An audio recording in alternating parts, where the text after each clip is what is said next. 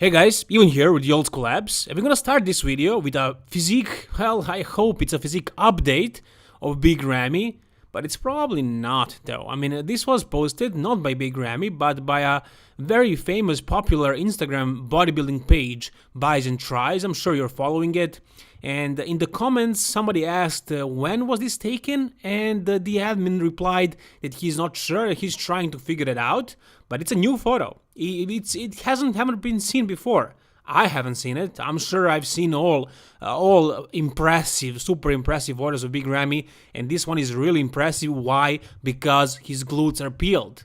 We've never seen Big Ramy with glutes peeled like this. Of course, there is something to be said about a proper lighting, a proper photographer. This has been taken in a proper studio, so, it adds to an effect of having better conditioning than you actually have. But still, I mean, you cannot really, you can Photoshop it, but I don't think it's Photoshopped. I think it's just good lighting. And it really seems that his glutes were actually lean. Like, were they peeled? Were they Ronnie Coleman kind of glutes? Were they Phil Heath, Sean Roden, Dorian Yates type of glutes? Not really, but lean glutes. And I'm pretty sure this has been taken like the day after the show, or the day before the show, or something like that. So I'm sure whichever show this was, whichever year this was, he wasn't as conditioned on the stage. He was more conditioned at this photo shoot. So maybe it's very possible. This happens very often with many bodybuilders the day after they look better, because they carb up even more. They don't overhydrate because they are trying to stay lean for the photo shoot, and this happens. So this happened once.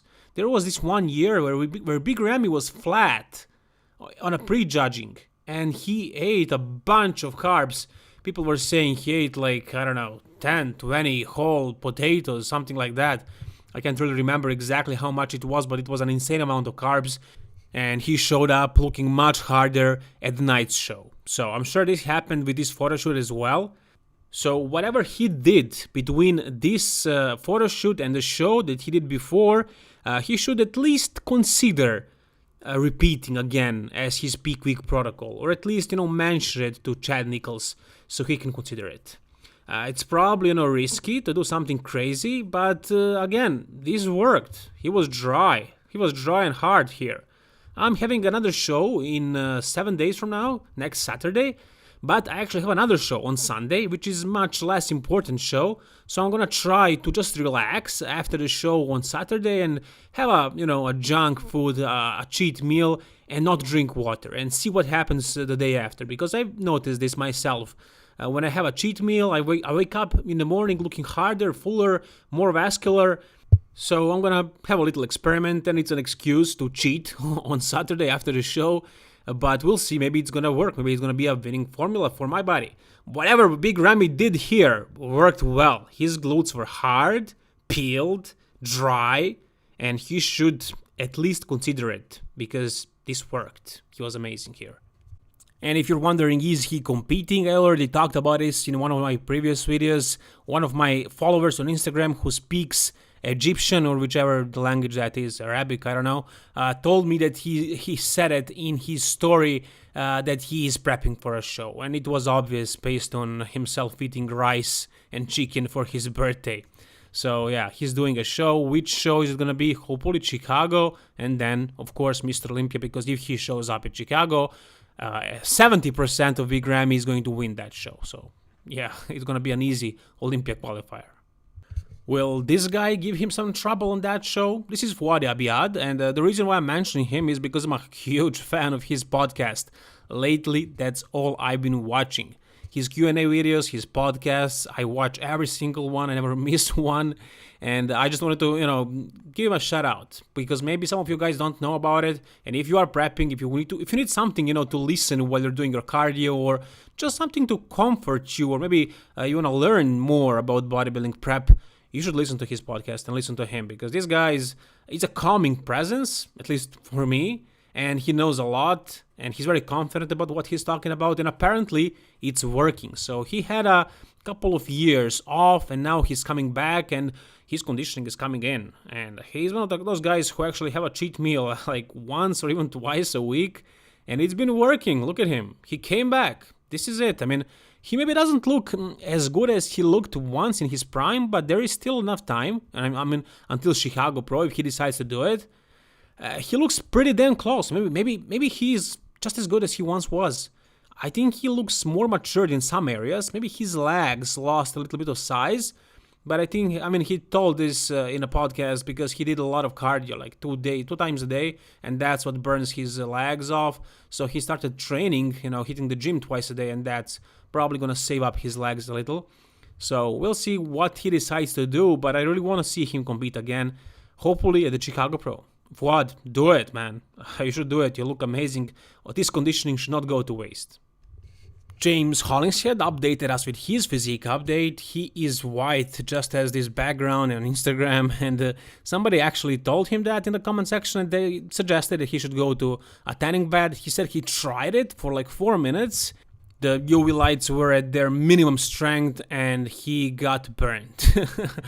So I guess it's not going to work for him. He's just going to have to do a couple of extra layers of pro tan before the show. Hopefully, his skin is going to accept the color. You need to be a little bit darker to have a good color for a show.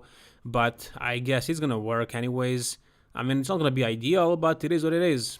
He looks like a Viking, and he is so pale. I'm sure he's going to have trouble, getting the tan before the show. But yeah, just put on the pro tan and hopefully it will work. Anyways, he looks amazing. He looks really hard. And he's 275, guys. 275. That's amazing. He has a legitimate chance of actually winning the Chicago Pro. Yeah, he's one of my favorites. Alright, we have a video of Breon Ansley training, and he actually changed his caption. I've seen this video before. He changed the caption. First of all, originally it said something like on the road to reclaim my title, something like that. And then he changed it to this. Why? I don't know. Probably because of the comments. Maybe he received some negativity from the followers.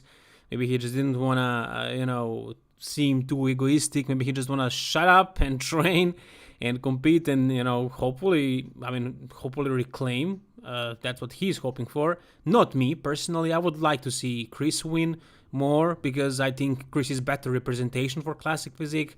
I think he has a more classical physique, better classical lines. If Breon won, that would be like a bodybuilder show.